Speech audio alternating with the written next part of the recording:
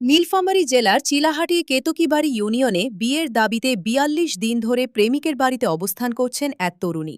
এ ঘটনায় এলাকায় ব্যাপক চাঞ্চল্যের সৃষ্টি হয়েছে। জানা গেছে, কেতকীবাড়ি ইউনিয়নের তেলিপাড়া এলাকার ফয়জুল ইসলাম ও রূপালী বেগমের ছেলে রোমানের সঙ্গে প্রায় ৬ বছর ধরে ওই তরুণীর প্রেমের সম্পর্ক ছিল।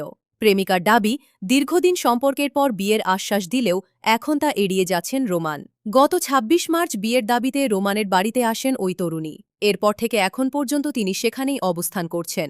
এদিকে ঘটনার পর থেকেই প্রেমিক রোমান বাড়ি ছেড়ে পালাতক রয়েছেন বলে স্থানীয় সূত্রে জানা গেছে। শুক্রবার সন্ধ্যা ৭টায় ঢুকাইয়া আমার দরজায় আসিয়া দেখি যে দরজা ডাঙ্গায়, আমরা তো চিনি না, দরজা ডাঙ্গায় কে তুমি, দরজা খুলো, আমরা পরিচয় দিতেছি যে না আমরা তো তোমাকে চিনি না জানি না, হাঁকা ওখানে দরজা খুলে দেবো, তুমি আগত পরিচয় দাও। তখন আমরা যখন দুয়ার খুলে দিই না, তখন উনি কী করে, দরজা ডাং দেয়। দরজা যখন ডাং দেয় তখন মানুষজন গোটো হয়। মানুষজন গোটো যখন হয় তখন উনি বলে কি যে তার ছেলের সাথে আমার ৬ বছর থেকে সম্পর্ক, তারা আমার বাড়ি ঢুকাইতে দিতেছে না, আমি সেজন্য এখানে দাঁড়িয়ে আছি। তখন আমি মেম্বার চেয়ারম্যান ডাকাই। মেম্বার চেয়ারম্যান তখন আসছিল, আসিয়া জিজ্ঞাসাবাদ করছে যে ছেলে কোথায়, তো ছেলে তো নাই। তা তুমি কীভাবে আসলা? আমি একাই আসছি। তখন ছেলেকে নিয়ে আসি, তা ছেলে তো নাই।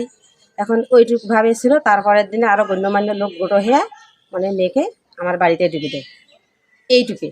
আমার নাম ফয়জুল ইসলাম।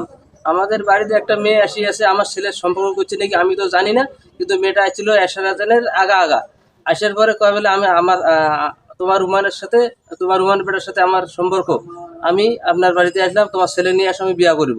তা আমি তখন বললাম যে ঠিক আছে, ছেলে আমার তো নাই, কোথায় গিয়েছে, তা আমি তো জানি না, এখন ছেলে তুমি নিয়ে আইসো, আমি বিয়া শাদি করো, আমি আর মানি নিব।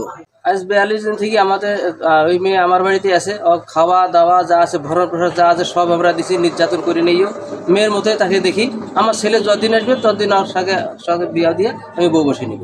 স্থানীয়রা বিষয়টি সমাধানের জন্য উভয় পরিবারের সঙ্গে কথা বললেও এখনও কোনো সমাধান হয়নি। ঘটনাটি নিয়ে এলাকায় আলোচনা সমালোচনার সৃষ্টি হয়েছে। News desk, Chilahati web.com।